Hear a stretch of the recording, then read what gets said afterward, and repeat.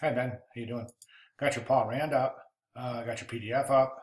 Thanks for including that. Good job. Let's see what's going on. Serif typeface. Paul Rand was, as you said, an American modernist. I mean, yeah, do you really want to use a serif typeface when you're depicting a modernist? Think about it. I mean, just as long as you're aware, the modernists used sans serif typeface and did not use centered alignment or justify type. It was all left align, right rag. So I don't know if you're aware of that or if you did this on purpose, but it just kind of definitely points away from some of the solid tenets of modernist typographic principles. So food for thought. Okay, let's take a look at the piece. Paul Rand, graphic designer, with the image on the right-hand side. Classic image. Almost going to be expected, that image right there. I notice that you're putting these strokes around the outside page. I recommend not. Two reasons. Number one, it's going to be a production nightmare because you'll have to, well, not a production nightmare, but I mean, you're going to have to bleed those off the page. So you're adding basically a bleed where you don't have to. Plus, and most importantly, you're changing the page dynamics. So this page, you know, the viewer is subconsciously doesn't see that. You're going to get this really strange visual tension created by what appears to be two different page sizes. I recommend not employing that specific tactic. Okay, your decision to go 5 by 5 is interesting. That's a really difficult format. Square format's horribly difficult to work with. Look. I just want to show you something about. I was talking about the illusion here of this stroke around the outside of the page. Look what it does to this logo.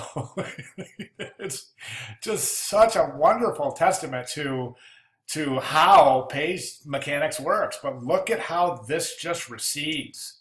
And look at how without it, it just pops off the page right here. That is incredible. Very interesting optical illusion there. Anyway, I thought I'd mention that. So anyways, okay, character count, don't forget, 45 to 65 characters roughly. That includes punctuation and spaces as well. So you might be a little long here. I don't know if you're not designing with a grid, and I know you said you're just getting started, but you really want to use a grid. Really want to use a grid, definitely. Here, for example, this, if I pull a guide out here, there's no alignment on this column here. So is that centered and this is left aligned? See what I'm saying? And then we have the same thing here. That, if I pull a guide out here, that's not centered. That type there.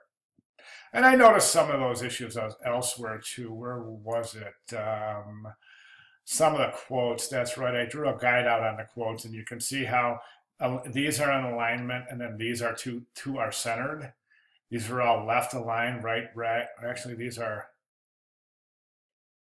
yeah. Or are these justified, or with the left line aligned left? These are justified. Again, don't think about using justify type. So many students fall in love with justify type, but it's I don't know. Think about align left, rag right. Okay, and definitely think about using the grid, and definitely think about using a sans serif typeface. And one more thing.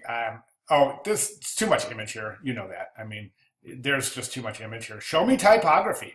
You're going to have this in your portfolio, and your portfolio reviewer is going to look at it, or you're hiring professionals who've been looking at it and say, this is a portfolio class. This was a typography class.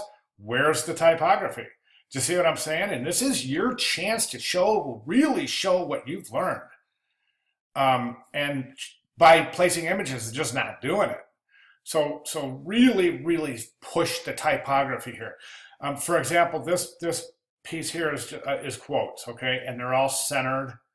Even the ones that are left aligned, they're basically centered on the page with identical Now, you answer this for me, Ben. Is that interesting? Is that interesting? Okay, just think about that. Is that interesting? Or are there other more interesting ways of typesetting, of presenting your type to make it look inviting and interesting?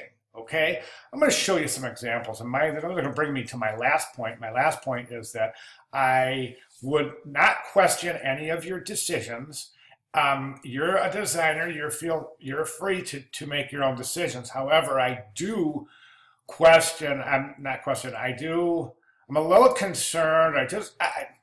The decision to go black and white with Paul Rand. That's a tough one. Whoa. I'm just going to give you, and I'm going to leave it with this, okay? Let me just give you some visual examples.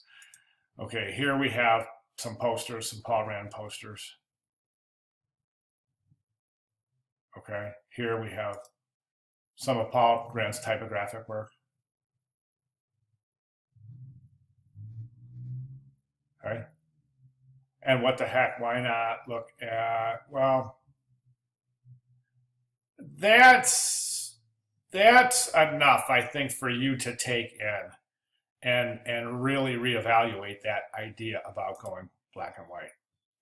Okay, now that's what I have. Main ideas are this. We need some type. We need a grid, solid grid. Show me really tight attention to the grid. Again, a modernist idea. Let's push it in this. Since you're paying tribute to a modernist, let's go ahead and show the grid and show how typography should be used in modernist type principles. Okay, that's what I have. If you have any questions or comments, please feel free to get with me and I'll be glad to clarify. Thanks.